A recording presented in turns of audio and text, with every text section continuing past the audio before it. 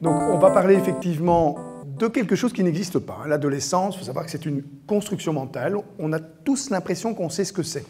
D'ailleurs, si je vous demande de me dire des mots qui vous viennent en tête après le mot enfance. Allez-y, donnez-moi quelques mots qui viennent directement dans votre tête. Enfance, naïf, insouciance, jeu. Alors, adolescence. Vous allez voir que ça va s'assombrir très vite, ce qui vient dans votre tête. Crise, difficulté. Alors, c'est ça le vrai problème. L'adolescence paraît déjà, alors qu'on sait pourtant que c'est un pic factuel du bonheur. Il y en a deux. Il y a l'adolescence et puis il y a entre 70 et 75 ans, ça nous en laisse un deuxième. Mais en tout cas, on sait que c'est les deux moments où les gens sont les plus heureux et ont un sentiment subjectif de bonheur qui est plus important. Par contre, on l'associe pourtant automatiquement à des crises. L'image que j'ai systématiquement quand j'ai un adolescent en crise qui vient consulter, c'est un gars plutôt goguenard, encadré par deux parents effondrés. Ceux qui sont en crise, ce sont ceux qui se préoccupent des adolescents parce qu'on va voir, ils mettent à mal nos angoisses, nos difficultés, et qu'ils ont tendance parfois à nous exaspérer par ce mécanisme-là, alors que l'enfant, on va l'associer à quelque chose de beaucoup plus positif. L'insouciance. Alors on sait qu'il y a des enfances pourries, au moins autant que des adolescences difficiles. Ça n'empêche, le souvenir qu'on en a, c'est celui d'un moment où on n'aurait pas de soucis. Simplement parce qu'il y a un mécanisme qui va se mettre en scène au moment de l'adolescence, c'est le déploiement du moi dans le temps pour en constituer un soi.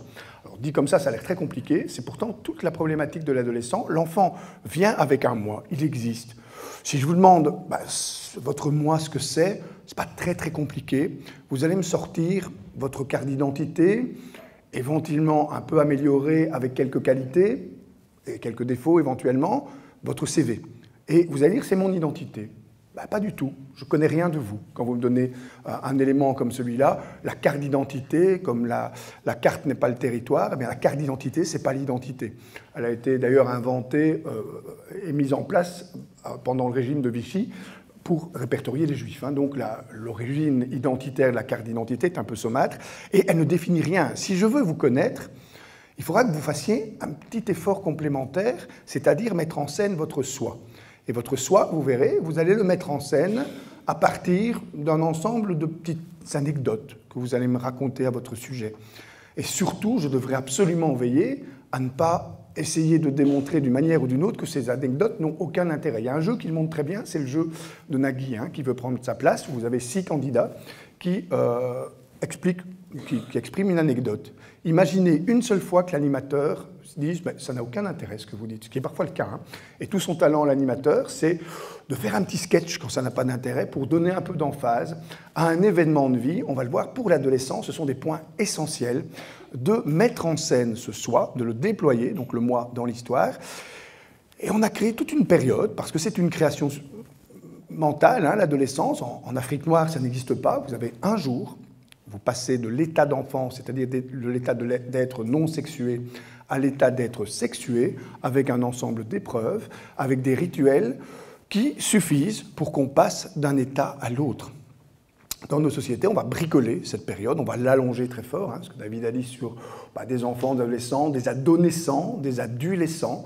On rentre, on ne sait pas très bien quand, avec une période molle, le phénomène des Lolitas par exemple, des petites filles qui sont hyper sexuées dans leur manière de s'habiller, et le phénomène Tanguy de l'autre côté, l'adolescent, c'est-à-dire la personne qui n'arrive pas à rentrer tout à fait dans l'âge adulte et qui reste cramponné à des mécanismes qu'on associe généralement à l'adolescent, cette période d'accordéon entre les deux, dans lequel on va bricoler son identité. Alors, j'ai parlé de métamorphose adolescente parce que ce n'est pas un changement à l'adolescence. Ce n'est pas non plus une révolution, ce n'est pas toujours une crise, c'est systématiquement en tout cas une période de métamorphose qui va vous amener à devenir à la fois le même, tout en étant complètement différent. Il y a des changements qui vont se manifester sur le plan biologique, sur le plan physiologique, avec cette idée en fait que le corps, on ne le maîtrise plus parce qu'il change tout le temps, d'où la dysmorphophobie, qui est une caractéristique qu'on retrouve chez l'adolescent, parce que ça bouge en permanence. On va le voir, l'identité, donc c'est une métamorphose identitaire. Il va falloir créer un soi. C'est beaucoup plus compliqué dans nos époques de devenir adolescent que ça ne l'était quand la société est une société de reproduction. quand vous aviez effectivement, comme mécanisme, vous étiez boulanger, votre père est boulanger, vous devenez boulanger, vous mettez un costume de boulanger. Ce n'est pas très exaltant sur le plan identitaire, mais qu'est-ce que c'est rassurant? Maintenant, on vous dit, pour paraphraser Nietzsche, deviens ce que tu es. Deviens ce que tu es, c'est-à-dire construis une identité à partir de ce qui t'est donné, et débrouille-toi pour ne pas être décevant. Alors, on sait que c'est d'autant plus compliqué dans nos structures sociales qu'un enfant, pour atteindre le niveau professionnel de son parent, par exemple, son niveau social, doit faire 3 années d'études en plus et les réussir que son parent, simplement parce qu'il y a un phénomène qu'on appelle le déclassement, avec la peur du déclassement, avec des mécanismes qui font que je n'arriverai pas à être quelqu'un. La vraie liberté, et je tords d'ailleurs tout de suite le coup à un mot que j'entends beaucoup depuis le début de la matinée, c'est le mot « comprendre ». N'essayez surtout pas de comprendre votre fils adolescent, il ne va pas le supporter.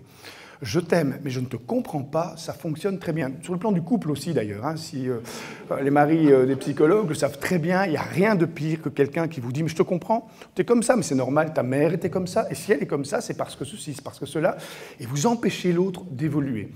Je t'aime, mais je ne te connais pas, ça évoque un peu un thriller, donc faire l'effort de la connaissance de l'autre, c'est toujours très utile, comme un explorateur, pas comme un envahisseur, c'est-à-dire qu'on va sur une planète qui est celle de l'autre, et notamment celle des adolescents, sans avoir l'intention de leur dire ce qu'ils doivent aimer ou ne pas aimer, mais en essayant de vérifier quel est leur monde et comment ça fonctionne. Ça, c'est connaître l'autre. Et l'essentiel, c'est de s'y intéresser. Je t'aime, mais tu ne m'intéresses pas, ça ne tient pas la route. Si vous rentrez chez vous, vous racontez votre journée de travail et puis que l'autre regarde au plafond en disant « pourvu qu'il est vite fini », eh bien, quittez-le. C'est que ça ne fonctionne plus parce que l'intérêt pour l'autre, et l'adolescent y est très sensible, quand on le nie, il ne supporte pas. Vous pouvez hurler dessus, vous pouvez le secouer dans tous les sens, généralement il tient bien la route, mais par contre, si vous le niez, si vous faites comme s'il n'était pas là, si vous le renvoyez aux 2 mécanismes qui rendent les adolescences invivables de nos jours, c'est l'inexistence et l'insignifiance. Tu n'existes pas ou tu ne signifies rien. Ce que Bryce Nice explique beaucoup mieux que moi en expliquant « t'es comme le H d'Hawaï, tu sers à rien » ou « t'es comme le CCD de surf, t'existes pas, je t'ai cassé ». Ce sont ces mécanismes-là, effectivement, qui font toute l'angoisse de l'adolescent, et on va le voir, ce qui explique un certain nombre de dérives actuelles qui laissent penser que les problèmes sociaux viennent essentiellement des adolescents, d'ailleurs, ou des jeunes. Hein. Je commence souvent les conférences sur l'adolescent par le texte d'un pédagogue qui explique qu'il va mourir, qu'il sait qu'il va mourir, et qu'il n'est pas angoissé à l'idée de mourir, mais à l'idée de laisser le monde à ces jeunes-là. Parce qu'il dit que ce sont des gens irresponsables, qui ne pensent à rien de sérieux, qui foulent tout ce qu'on a comme valeur de manière épouvantable. Et ce texte est écrit par Pline l'Ancien au 5e siècle avant Jésus-Christ. Donc ce n'est pas nouveau, le fait qu'une génération est effrayée par ce que fait l'autre génération, qui doit nécessairement remettre en cause son système de valeurs. Hein, c'est d'ailleurs une de ses fonctions pour le faire évoluer, pour le métamorphoser. Donc ce n'est pas seulement des révolutions, c'est des métamorphoses.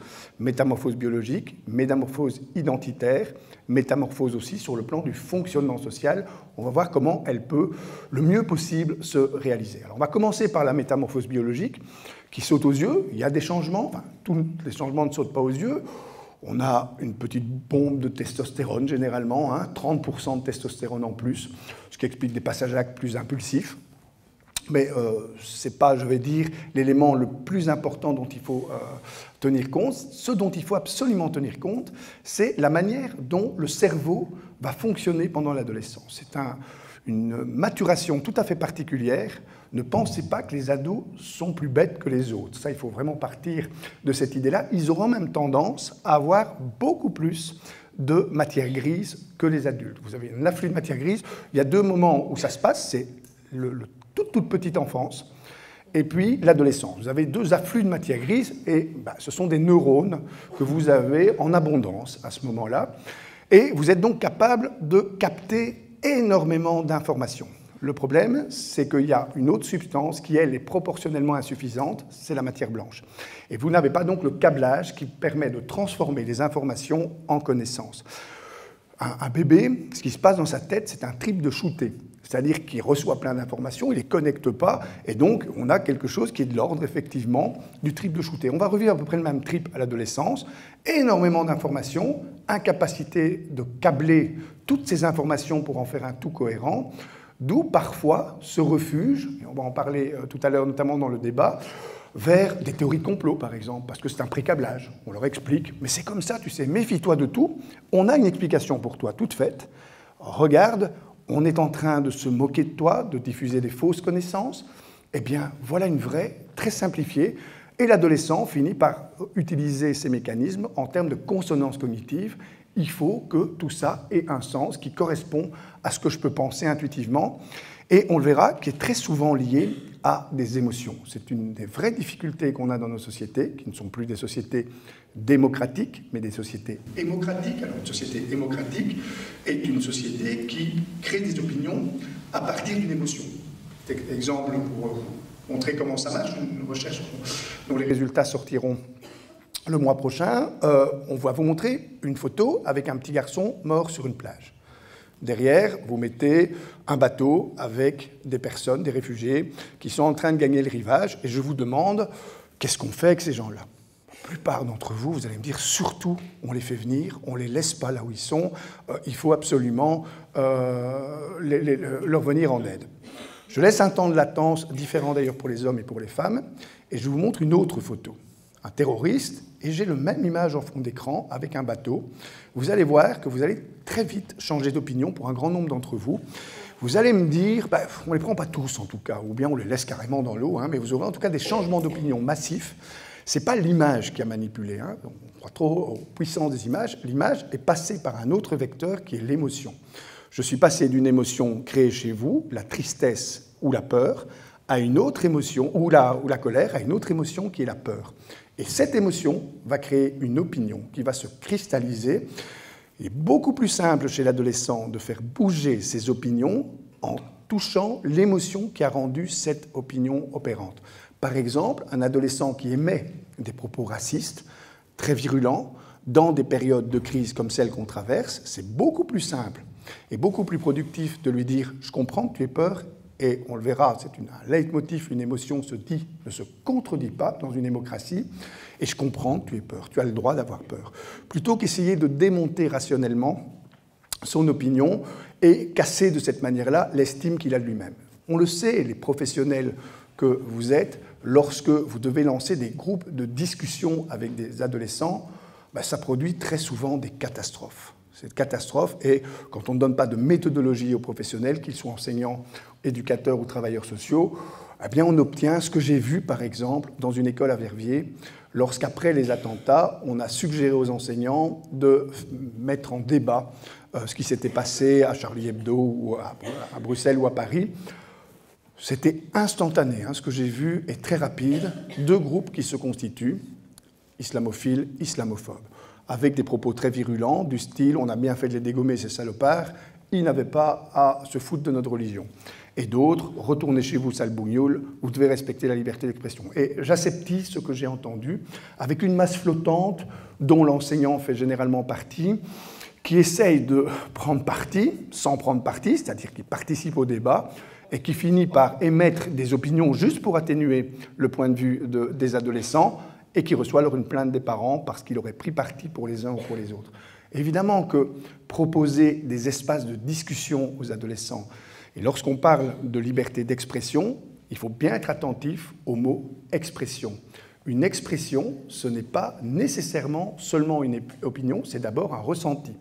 Quand on demande à des adolescents « qu'est-ce que vous ressentez ?» suite à ce qui s'est passé à Charlie Hebdo ou dans les attentats, vous avez à ce moment-là, avec une règle fondamentale, on ne contredit pas l'émotion. Vous avez un adolescent, un enfant qui peut vous dire « moi je suis triste parce que se moquer du prophète, c'est comme se moquer de mon père ». Très bien, on ne contredit pas ton émotion. Un autre peut vous dire « moi je suis en colère parce que tu es des dessinateurs, je trouve que ça ne se fait pas ». On ne contredit pas l'émotion.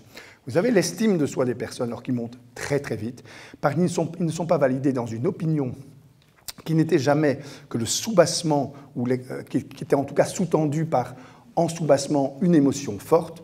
vous avez essentiellement une émotion qui est protégée. Dans nos structures sociales, c'est impératif de pouvoir protéger ces émotions, notamment chez l'adolescent, parce que c'est vrai que ça fonctionne un peu différemment, à sur-régime, je dirais, chez lui. On le sait, si vous montrez 2 photos à des adolescents avec des visages émotionnellement ambigus, ils vont les associer à la colère, alors que les adultes vont être beaucoup plus mitigés. L'adolescent a un système qui lui permet de percevoir la colère beaucoup plus vite que les autres. Donc, il a l'impression que tout le monde lui en veut. Si vous le regardez trop intensément, il va dire « Tu me cherches ? Tu as un problème ?» Simplement parce qu'il va percevoir des signaux qui sont associés chez lui à l'émotion qu'est la colère. La peur, par l'intermédiaire de l'amygdale, va aussi fonctionner beaucoup plus vite, d'autant plus si nos enfants ont été élevés, ou si l'enfant est élevé dans un contexte qu'on appelle un contexte d'hyperparentalité, c'est-à-dire un contexte... L'hyperparentalité, ce n'est pas très grave. Qu'est-ce qui est parent ici? Oui, alors qu'est-ce qui pense être hyper-parent? Pour vérifier si vous êtes hyper-parent, il y a trois symptômes. En gros, je vais les baliser très vite parce que sur l'adolescence, ils vont avoir beaucoup d'impact. Premier symptôme, le parent hélicoptère. Il tourne autour de ses parents, de ses enfants. T'es où? Tu reviens quand? T'es avec qui? Et il ne supporte pas l'idée que l'enfant s'éloigne à plus de 300 mètres de son spectre visuel parce qu'il a le sentiment que l'enfant est en danger. Alors, si vous reconnaissez déjà ce symptôme, ne vous inquiétez pas, ce n'est pas une maladie. L'hyperparentalité, c'est une tendance liée au fait qu'on a mis au monde des enfants, et généralement on a choisi de le faire, donc on se sent responsable de les avoir quasiment programmés, et on a l'impression que tout ce qui peut leur arriver, c'est sous notre responsabilité. Et donc on met énormément de tension sur la parentalité, mais aussi sur l'enfant et l'adolescent, avec ce contexte dans lequel on veut tout contrôler, et surtout qu'il ne nous échappe pas et qu'il ne lui arrive rien. Résultat, on va parfois émettre des injonctions paradoxales du style « explore ton environnement, mais reste sous mes yeux ». D'où il va rester scotché à un écran, et les parents viendront alors aux conférences sur les écrans pour demander comment est-ce qu'on fait pour gérer ce rapport à l'écran, avec énormément d'angoisse, parce que simplement, l'adolescent va fonctionner pour respecter ce parent hélicoptère. Deuxième symptôme, le parent drone. Le parent drone, c'est un parent hélicoptère amélioré. Il veut le meilleur pour son enfant. Uniquement le meilleur. On a mis au monde un enfant heureux et destiné à n'être qu'heureux. Ça veut dire que toutes les émotions, on va les éviter au maximum. Pas question que tu aies peur, pas question que tu sois triste, pas question que tu sois en colère. Et on va, de cette manière-là, empêcher nos enfants, et donc les futurs adolescents, d'explorer leurs émotions. Or, elles sont toutes utiles. Il y a un dessin animé que tout le monde doit avoir vu au moins une fois. J'ai mis tous mes étudiants en congé s'ils l'avaient vu. C'était Vice Versa. Si vous regardez Vice Versa, vous allez comprendre comment fonctionne un cerveau humain avec toutes les émotions qui sont importantes. Pas seulement la joie. Il faut avoir peur, il faut être en colère, il faut être triste, il faut éprouver des sentiments, des émotions de dégoût pour pouvoir se protéger et savoir qui on est face à ces émotions. Dans un contexte d'hyperparentalité, on veut absolument éviter toutes les émotions. La tristesse, il n'en est pas question.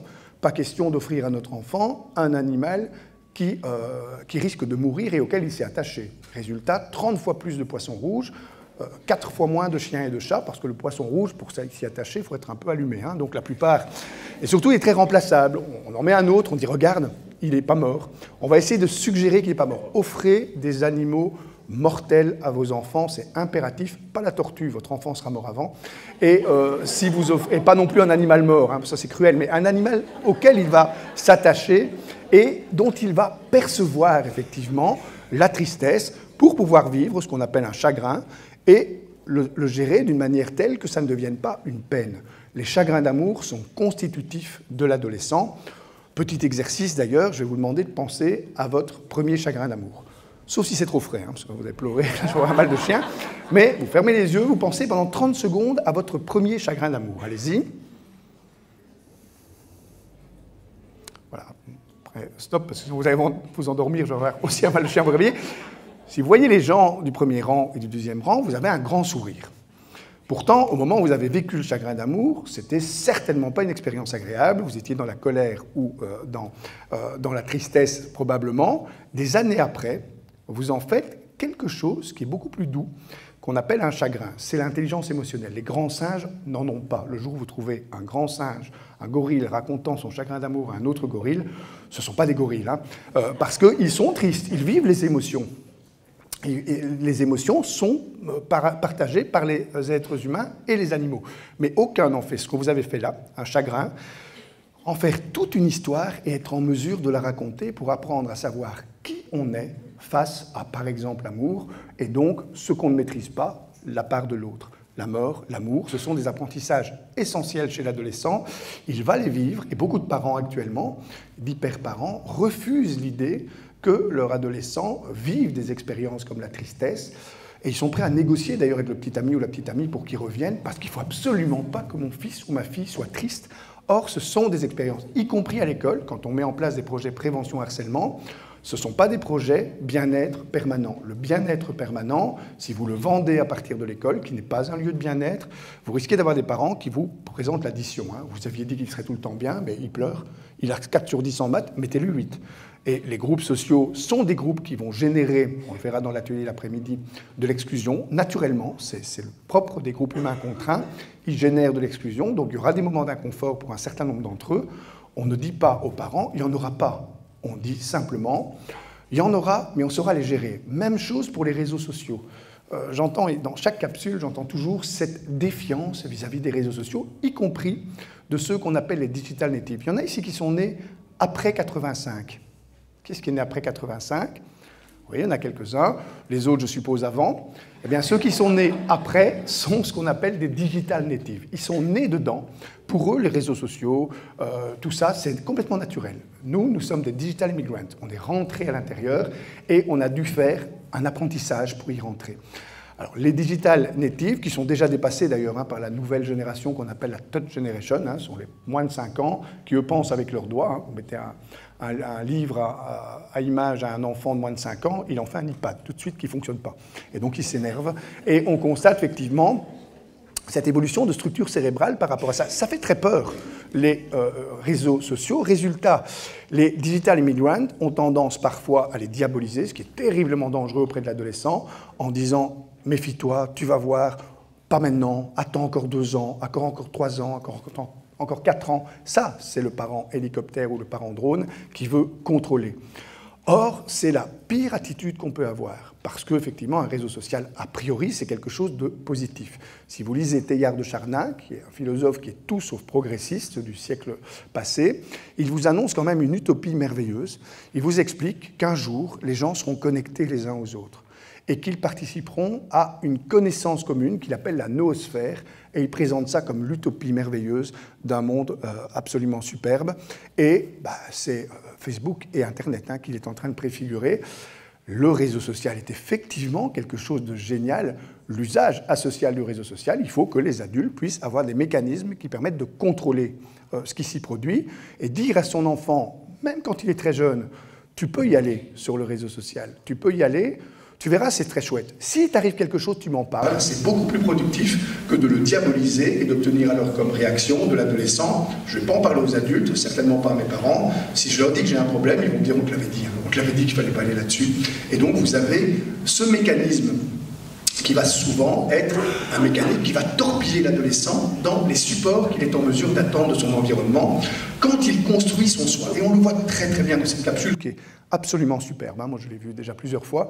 Chaque fois, je découvre des choses. Tout est dit dedans, vous savez, tout, absolument. Quand, par exemple, ils expliquent comment ils utilisent leurs réseaux sociaux, comment ils en font, non pas des substrats d'amitié, le but du jeu n'est pas de créer des amitiés, mais des manifestations de prestige social. J'existe et regardez le nombre de likes que je peux avoir.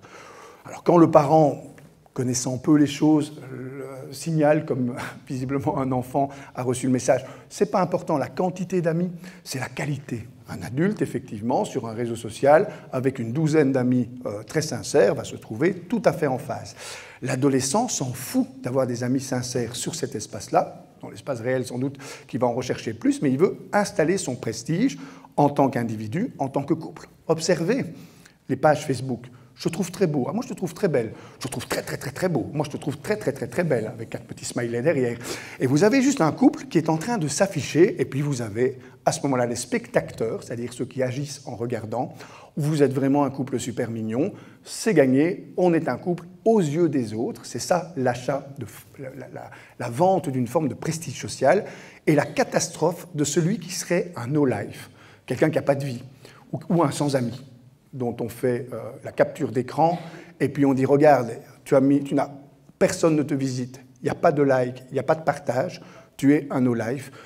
C'est la catastrophe absolue, c'est le prestige, effectivement, le pouvoir des dominants qui s'installe et qui va créer des mécanismes qui vont éteindre un certain nombre d'adolescents, parce que la véritable crise de l'adolescent, c'est celle qu'il vit quand il se perçoit comme inexistant ou insignifiant. Ça, ce n'est pas biologique, c'est la manifestation identitaire dans laquelle il va falloir que j'affirme ce soi et que ce soi soit significatif aux yeux des autres. C'est pour ça que les humiliations, par exemple, sont des catastrophes absolues chez l'adolescent. Quand vous vivez une humiliation, vous aurez une tentative de reprise en main et à ce moment-là, la tentation du raccourci identitaire devient évidemment très forte. Devenir un héros, c'est quelque chose qui est de nos jours présenté comme, non pas facile, mais finalement, il y a des raccourcis. Il y a deux façons de devenir un héros globalement, hein, l'épopée ou le geste. Le geste, bon ou mauvais d'ailleurs. Hein. L'épopée, c'est une manière un peu longue de construire une histoire qui vaut la peine d'être vécue. Quand vous demandez à quelqu'un de nos jours « comment tu vas ?», s'il vous répond dans les détails, c'est généralement un emmerdeur, parce que le but du jeu, c'est « comment tu vas, bien et toi ?» et puis on se croit, c'est une formule de politesse. Par contre, la phrase très significative, c'est « qu'est-ce que tu deviens ?» Et quand ça m'est arrivé une fois, je demande à quelqu'un « qu'est-ce que tu deviens ?» et il me répond « rien ». Je vous assure que c'est très dur, et pour lui et pour moi, parce qu'on se dit « ta construction est complètement en panne, là il vaut mieux s'arrêter et écouter l'autre ». L'adolescence, c'est souvent ce qu'il fait quand il le fait avec, lui, un certain talent, quand il est capable de ne strictement rien faire. Et l'adolescent a cette aptitude merveilleuse à ne rien faire sans en faire un problème, il appelle ça le glandage. Il faut le laisser absolument glander sans mettre notre angoisse en perspective à l'intérieur de son activité que l'on souhaiterait stimuler. C'est ce qui se passe quand les parents ne supportent pas cet ennui non problématisé, se refugent dans un présent perçu comme n'étant pas un problème. Le présent n'est pas un problème. Le refuge dans l'instant, l'enfant avait une aptitude à le faire. C'est pour ça que quand je vous ai demandé des mots par rapport à l'enfant, ça sort très facilement en termes de jeu, de bonheur, d'insouciance, parce qu'un enfant ne fait qu'une collection d'instants. C'est relativement simple à réaliser, et si vous demandez à votre enfant qui revient de l'école maternelle « qu'est-ce que tu as fait ?», il va vous dire « j'ai joué ». Et si vous lui demandez « oui, mais tu as joué à quoi ?», il va vous sortir quelques petits éclats de vie. Et c'est à vous à faire le lien pour essayer de voir ce qu'il a vécu sur sa journée. Après, c'est fini l'instant. Il faut effectivement pouvoir contrôler un flot continu. C'est pour ça que les adolescents de notre génération utilisaient les journaux intimes. Actuellement, on est beaucoup plus dans des blogs qui vont permettre de déployer cette identité dans le temps en maîtrisant le cours du temps. Mais il faut pouvoir permettre à l'adolescent de stopper ce moment qui risque de l'emporter, ce flux. C'est pour ça qu'il glande, parfois avec beaucoup de talent, qui met l'école de côté. Moi, je vois énormément de parents qui viennent et qui me disent « il ne faut plus rien à l'école ». Je dis « c'est peut-être pas mal ».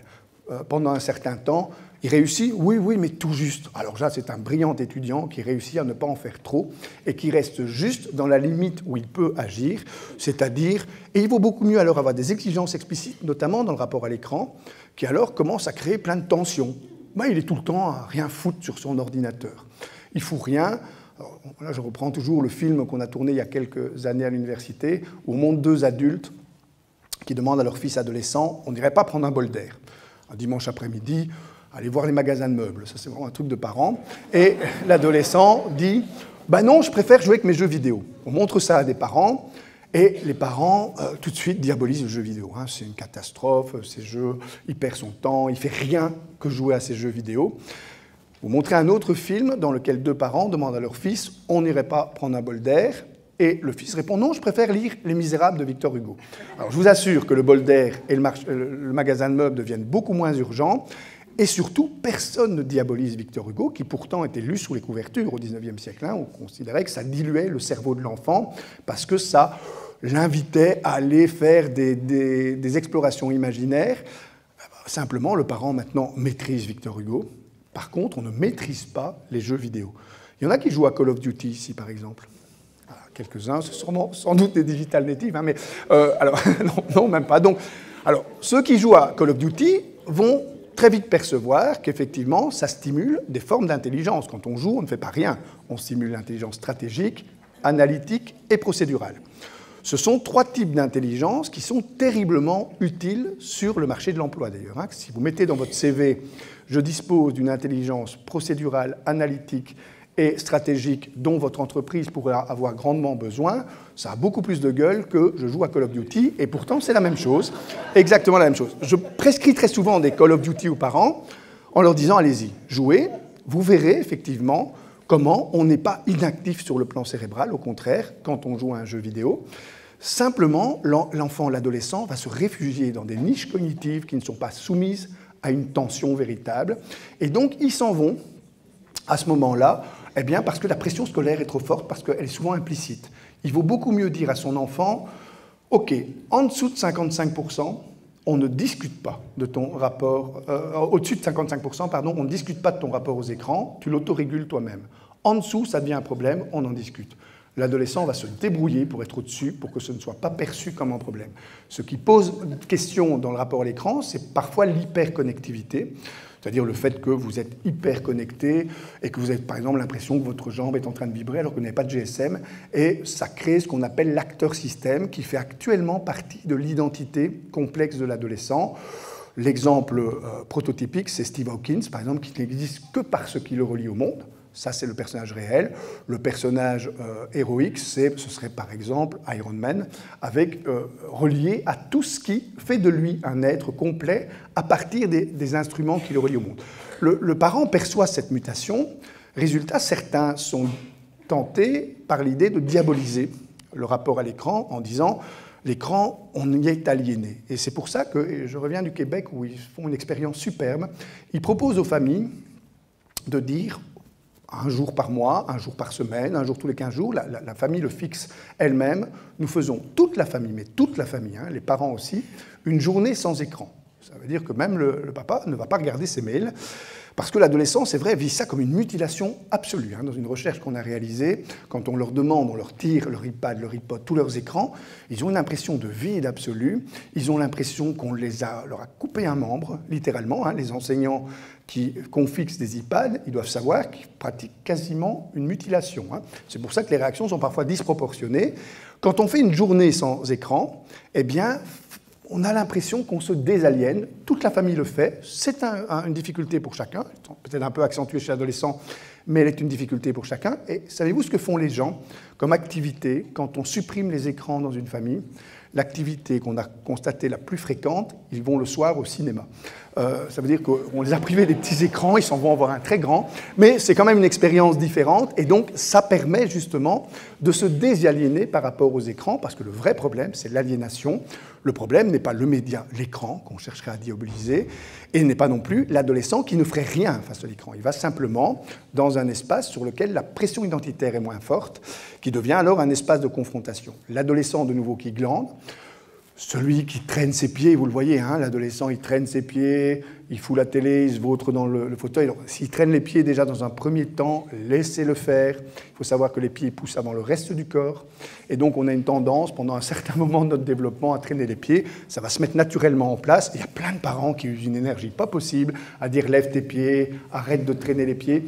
Or, ça va se mettre en place tout seul. Le glandage, même chose. L'adolescent utilise simplement une stratégie psychologique qu'on connaît très bien, que j'ai découvert de manière spectaculaire quand j'étais à Ceuta. Ceuta, c'est une enclave espagnole en territoire marocain. Vous avez là des personnes qui ont traversé le désert, hein, des réfugiés politiques qui vont, ou des candidats en tout cas, ce qu'on appelle actuellement des migrants, qui laisse bien penser que si vous êtes un migrant, vous savez, les mots n'existent pas pour rien. Hein. Si vous êtes un migrant, c'est que personne n'est destiné à vous accueillir. Hein. Un immigré me fait moins peur parce qu'on sait qu'il aura à un moment donné un pays d'accueil. Quand on vous parle de migrants, et méfiez-vous des mots, hein, tant qu'on parlera de la jungle de Calais, on fera de l'infrahumanisation. La jungle, c'est les animaux. Hein. Et donc, il faut être très, très attentif à tous les mots qu'on utilise pour le moment. Nous sommes dans une période sensible et dans laquelle eh bien, ces migrants se retrouvaient, ou ces immigrés, ou ces candidats immigrés, se retrouvaient, ce sont des gens d'Afrique noire qui se retrouvent là, à Ceuta. Vous savez qu'on marche beaucoup trop vite. Hein. Si vous observez votre démarche, on a tous l'impression qu'on est happé par quelque chose et qu'on est en train de s'échapper d'autre chose. Hein. On marche, une démarche qui n'est pas du tout naturelle. En Afrique noire, ils marchent de manière naturelle, ils ont tendance à chalouper. Je fais un petit exercice, je n'avais plus rien à faire là-bas, je me dis, je vais rentrer à mon hôtel sans plus dépasser personne. Je vous assure que j'avais l'impression d'être mis au ralenti, parce que, ben, oui, moi j'ai tendance à marcher trop vite, et ces personnes-là sont capables, surtout des personnes qui sont sur la plage, ils ont ce que Boris Cyrulnik appelle la capacité d'aller à la plage, ils sont sur la plage et ils ne font rien. Et un de mes collègues qui habite Ceuta me dit, tu sais qu'ils traversent le détroit de Gibraltar la nuit et qu'ils ben, ont une chance sur 10 de mourir quand ils font cette traversée, parce qu'il y a des courants énormes et c'est épouvantable. Et quand on leur demande « Est-ce que vous êtes anxieux ?» ils nous disent bah « Non, on a bien le temps, il nous reste 3 heures, 4 heures. » Ils vivent dans un présent non problématisé. C'est une manière de gérer le stress qui est tout à fait positive. Nous sommes plus capables de le faire. Si on va sur la plage, on bronze, hein, c'est-à-dire qu'on est déjà dans l'avenir, ou on pêche, c'est-à-dire qu'on attend un poisson. Mais rester à ne rien faire, il n'y a que l'adolescent qui sait le faire. Qu'est-ce que tu fais ? Je fais rien. Je fais vraiment rien, et c'est une manière de gérer effectivement l'anxiété. L'avenir est anxiogène, et le passé est effectivement quelque chose dont on doit se délester, exactement comme ces candidats réfugiés politiques qui ont un besoin de vivre dans un présent non problématisé pour gérer le stress. Généralement, ça se passe très bien si on laisse cette période en suspens, en permettant aux parents de ne pas se mettre, et notamment à l'hyperparent, de ne pas se mettre une pression épouvantable, parce que qu'est-ce qu'on va faire de lui? Qu'est-ce qu'il va devenir? Il faut qu'il nous prouve très très vite qu'il est en mesure de construire un soi fulgurant. Et la fulgurance du soi, eh bien, c'est les creusets de toutes les difficultés que nous traversons actuellement. Des personnes, des adolescents, qui ont l'impression ou le sentiment qu'ils ne construisent rien, qui sont dans le vide, ou pire, qui construisent quelque chose qui est négatif par l'humiliation. Ils ont le sentiment eh bien, que soit l'épopée, le djihadisme par exemple, ou le geste, le mauvais geste.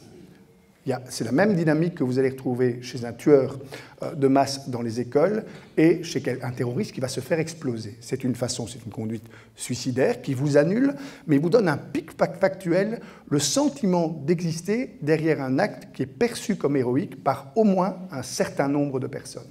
Et notamment par les personnes avec lesquelles je souhaite réaliser une affiliation. Ça, lui, il a très bien compris. Vous avez 3 composantes pour l'adolescent suicidaire qui doivent nécessairement se rencontrer. Le déficit d'affiliation. On a l'impression qu'on n'appartient à aucun groupe, à aucune famille, et il y a un déficit profond parce qu'on n'est pas relié. Le deuxième point, c'est le sentiment d'être une charge pour le monde. Le monde s'en sortira beaucoup mieux sans moi. Et le troisième, c'est la capacité de se suicider, c'est-à-dire la capacité de dire, et pour ça, il faut effectivement un ancrage, avec d'autres dynamiques. Pour comprendre ces mécanismes-là, je vais vous proposer d'analyser 3 mauvais gestes susceptibles de rendre héroïque. Le premier, vous le connaissez tous, ils sont puisés au football, hein, les 3. Le premier, c'est Zidane, son coup de boule. Le coup de boule de Zidane a fait de Zidane un héros, beaucoup plus ancré dans l'imaginaire collectif que s'il avait marqué un but spectaculaire en finale de Coupe du Monde. À Marseille, n'essayez pas de critiquer Zidane. Sur ce plan-là, c'est absolument impossible, c'est un héros absolu, parce qu'il a fait passer l'honneur au-dessus de la victoire. Il a fait ce que Achille et Hector se disputaient dans l'Antiquité grecque, et Materazzi Zidane, c'est sur le plan mythologique exactement le même combat. C'est un mauvais geste, bien entendu, mais il est soumis à un système de valeurs qui transcende, à un moment donné, l'idée d'une simple victoire au football, qui finalement n'a pas tant d'importance. C'est un homme qui a fait placer l'honneur, et notamment l'honneur de la famille, hein, puisqu'on a injurié sa sœur, au-dessus de tout.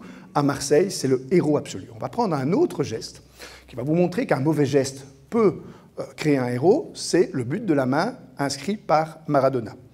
Et on va le comparer, si vous voulez bien, au but de la main aidé en tout cas par Thierry Henry, qui a permis aux Français d'aller en Coupe du Monde et de réaliser l'épopée anti-héroïque la plus absolue, puisqu'ils étaient des héros en partant, ils sont devenus des héros, ils n'ont pas gagné un seul match, ils n'ont pas marqué un but. On a une anti-épopée et un anti-héros. Maradona devient un héros, il marque un but de la main, ça en fait quelqu'un qui devient complètement sacré en Argentine.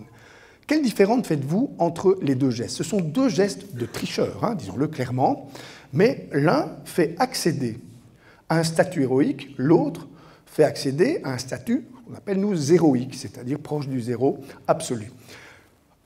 Que se passe-t-il chez Maradona? Vous avez Angleterre-Argentine sur fond de guerre de Malwine, avec des Argentins qui se sentent humiliés. Premier ingrédient, l'humiliation. L'humiliation, dans l'acte héroïque, est un ingrédient essentiel. Tu vas pouvoir sortir, non seulement toi, mais tous ceux qui t'admirent, tous ceux qui t'accompagnent, tous ceux vis-à-vis desquels tu as une affiliation qui va se réaliser de manière spectaculaire, tu vas leur permettre de sortir de l'humiliation. Et toute l'Argentine a jubilé parce que Maradona a marqué ce but, évidemment, avec une forme de tricherie. Et puis, coup de génie, sans doute pas volontaire d'ailleurs de Maradona, il vous dit, c'est la main de Dieu. Donc, vous sortez de l'humiliation en rattachant votre geste au sacré, à une dimension sacrée. C'est exactement ce que font des terroristes. Ils utilisent effectivement une humiliation, on vous parle d'humiliation, et on leur relie le geste au sacré. Automatiquement, ça devient perçu en tout cas par toute une partie de la population comme un geste héroïque. Regardez Thierry Henry à côté. Le sale coup qu'il le fait, il le fait à des Irlandais. Je ne crois pas que dans la salle, on va trouver une seule personne qui a un souci avec les Irlandais. Ce sont des braves types, on le sait, leurs supporters, partout où ils vont, ne posent aucun problème, et donc il n'y a pas de contentieux, il n'y a pas d'humiliation, il n'y a rien qui permet de justifier la tricherie. Et surtout, Thierry Henry vient avec les mains derrière le dos, en essayant un peu de nier le fait, mais ce qui est, avouez-le, complètement stupide. On sait qu'il y a des milliers de personnes qui vont vous regarder et qu'il y a des dizaines de caméras. Votre geste, vous savez qu'il n'échappera à rien. Thierry Henry fait non de la tête, comme s'il n'avait rien fait, et il met ses mains comme un petit enfant dans son dos, comme s'il avait été pris en faute. Et donc, il est d'emblée dans une faute. Il ne relie absolument pas au sacré. Il propose même, si on pouvait rejouer le match, ça m'arrangerait, parce qu'il sent tout de suite qu'il est en train de déliter le personnage qu'il a construit par un mauvais geste. Ce qui est fondamental, c'est de comprendre, dans ces mauvais gestes, quels sont les vrais ressorts, plutôt qu'utiliser une religion comme argument en supposant qu'une religion serait plus radicale qu'une autre. Ce sont des arguments absolument idiots. Par contre, qu'on utilise actuellement des religions pour radicaliser ses opinions, pour pouvoir installer des identités, là, il faut peut-être mieux comprendre les mécanismes et mettre sur le même pied un enfant ou un adolescent victime d'humiliation scolaire. Et c'est ça le vrai point commun que vous allez retrouver entre tous les tueurs de masse dans les écoles, dans les collèges. Ce ne sont pas les armes à feu qui sont disponibles. La dernière tuerie de masse a eu lieu en Chine. Il n'y a pas d'arme à feu disponible. Elle a été faite à la machette. Je vous assure que ce n'est pas mieux. Ce n'est pas l'arme à feu. Il faut arrêter de faire des raccourcis sur ce plan-là, parce qu'alors on se trompe de causalité, ou plutôt on met des causalités là où il n'y a que des corrélations. Ce n'est pas l'arme à feu. Ce qui est réellement une arme à feu, c'est ce qui se produit quand une personne vit un sentiment d'humiliation dont il ne peut pas sortir. 85% des tueurs de masse dans les collèges sont des personnes victimes de harcèlement lourd, très lourd, et qui ont voulu sortir en utilisant d'ailleurs toujours le même mode opératoire, une affirmation identitaire. Ils tournent une vidéo. Après, ils vont mourir, mais ils s'en foutent. Ils auront la microseconde de ce qu'on appelle de la célébrièveté, c'est-à-dire devenir célèbre, mais très, très, très peu de temps. Ils vont le faire d'ailleurs en utilisant un mode opératoire qu'on a retrouvé chez la totalité d'entre eux. Ils visent une personne et puis tuent quelqu'un d'autre. Parce que si je vous vise, vous allez me regarder intensément, je vais sortir de l'inexistence et de l'insignifiance. Tapez Columbine, regardez ces deux adolescents en pleine crise de jubilation identitaire. Ils sont quelqu'un pendant un petit moment, alors qu'ils sortent simplement d'un espace où ils avaient l'impression de n'être plus personne, d'être complètement niés, d'être insignifiants ou inexistants. Ce sont ces mécanismes-là. 100% ont vécu une humiliation absolue, c'est-à-dire une humiliation qui prend des formes traumatiques. Et le traumatisme, c'est quand vous avez le sentiment qu'il aurait mieux valu être mort qu'avoir vécu ce que vous avez vécu, et que vous ne savez pas comment en sortir, et donc vous allez chercher des mécanismes qui vous seront proposés socialement, notamment par l'effet qu'on appelle l'effet copycat, que vous parlez de ces éléments-là. Là aussi, gros problème dans les médias qui n'ont pas compris qu'il ne s'agit pas seulement de barrer des noms, ce n'est pas ça le but, c'est de proposer simplement des manières d'être héroïsés qui sont socialement plus productives que celles qu'on propose de cette manière-là. Quand on vous propose, et l'effet copycat, on l'a vu dans le harcèlement, quand vous montrez, par exemple, dès qu'il y a un passage à l'acte suicidaire, la presse le traite systématiquement de la même façon. On vous montre un petit être lumineux qui s'est éteint. Dans les cas de cyberharcèlement, c'est typique. Un petit ange qui est parti, avec des monstres autour. Et surtout, on ne présente aucune solution. On dit, bah, c'est comme ça, on ne sait rien y faire. L'adolescent qui tombe là-dessus, il se dit, moi, je veux aussi devenir un petit ange et je vais faire payer tous ceux qui m'ont humilié. Je vais donc faire la même chose. Regardez ce qui s'est passé au Luxembourg cette année. Effet copycat dans le cyberharcèlement. Une école impactée, 7 tentatives de suicide autour, avec 2 suicides avérés, 2 suicides avec une conclusion létale, parce que simplement l'effet copycat. Au Luxembourg, ils disent « mais qu'est-ce qu'on a fait? Qu'est-ce qui se passe chez nous ?»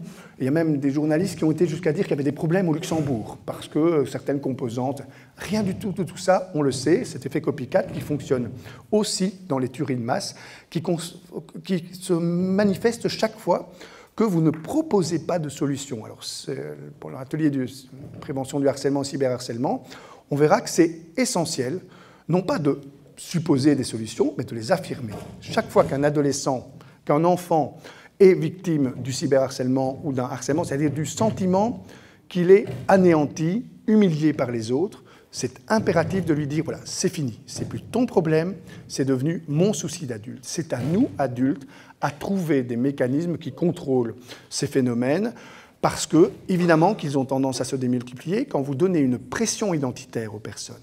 Vous leur dites, il faut être quelqu'un. Eh bien, la tentation d'être quelqu'un publiquement, c'est de casser les autres publiquement. C'est pour ça que le harcèlement et le cyberharcèlement deviennent des manières d'être dans nos sociétés pour un certain nombre de personnes qui sont simplement amenées à reproduire de manière spectaculaire des conduites de dominance. Ils ne font rien d'autre d'ailleurs parfois que reproduire les comportements qui sont induits par leurs parents. Imaginez un papa qui revient et qui dit à son épouse « T'aurais vu un tel comme je l'ai cassé devant tout le monde ?» et que maman trouve que décidément papa est vraiment très séduisant, eh bien, il a compris, l'adolescent, comment il devait se comporter. Et en plus, s'il a un espace virtuel dans lequel les visages ne vont pas se croiser, vous aurez un effet cockpit qui fait que l'agression, vous ne prenez pas conscience de ce que ça produit chez l'autre, et vous aurez ces mécanismes-là qui vont se démultiplier. Je termine par un exemple d'une situation dont vous pouvez voir d'ailleurs les composantes si vous tapez Beaudour cyberharcèlement. Vous allez voir un garçon qui, à un moment donné, se jette sur un autre en le passant à tabac de manière épouvantable. J'ai rarement vu ça. Le type, il est en surpoids. Hein, c'est un garçon beaucoup trop lourd. Et l'autre, c'est une crevette. Il est complètement explosé. Et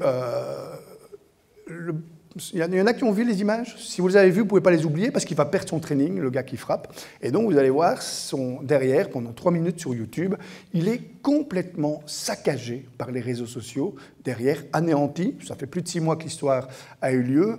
Et ça le dézingue en permanence. Alors, cette histoire, je la raconte parce que ce garçon, l'école est obligée de le mettre dehors. Me téléphone en me disant, écoutez, on n'était pas équipés, ça ne fait pas partie des écoles qui sont équipées, qui ont des espaces de parole ou régulés ou des conseils de discipline. Et la directrice me dit, on a dû le mettre dehors, on n'a pas eu le choix, la pression médiatique est trop forte. Et les parents sont venus, on n'arrive pas à le garder. On l'a mis dehors et j'ai trouvé son attitude très responsable. Et elle me dit, mais ce n'est pas parce qu'on supprime les données qu'on évite le problème. Et on vient de faire sortir une vraie bombe à retardement ou immédiate, mais il vit un sentiment d'injustice pas possible.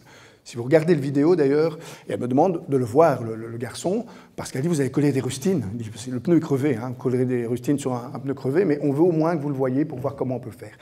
Si vous voyez le vidéo, vous allez comprendre, le garçon va vers l'autre, dit « Toi, tu as encore parlé sur mon dos ». Et il tremble de tout son corps, hein, il est vraiment tétanisé par visiblement ce qu'il a vécu.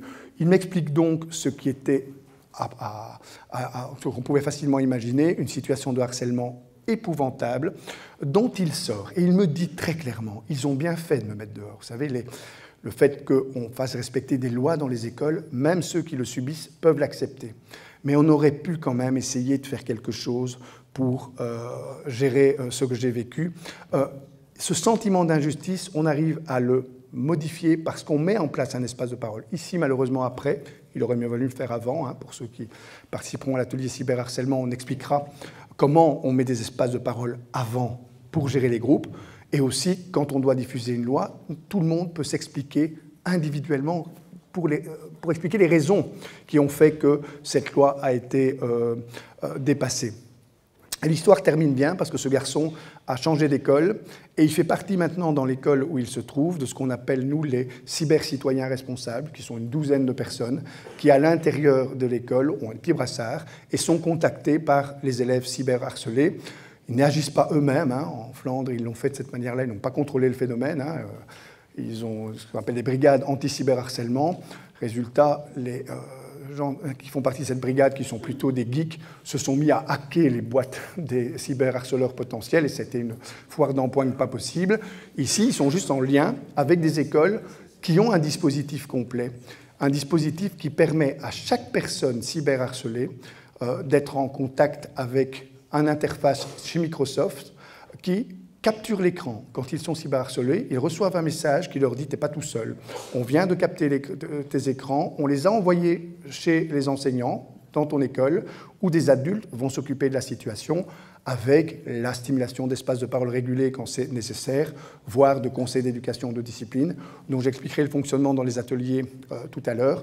Simplement, vous sortez alors du sentiment d'injustice, du sentiment d'humiliation, de tout ce qui, à un moment donné, perturbe la construction identitaire de l'adolescent dans nos sociétés où le vivre ensemble, et comme David l'expliquait, c'est devenu impératif de le construire parce que eh bien, tout le monde le sait, tous ceux qui, comme vous, s'occupent d'êtres humains savent que ça ne s'impose pas, ça se construit et qu'il faut donc des outils parfaitement adaptés à ce qui se produit quand des individus sont ensemble, c'est-à-dire des rapports de domination, des rapports d'extinction identitaire qu'on doit pouvoir contrôler quand on est un adulte responsable. Voilà, merci à tout le monde.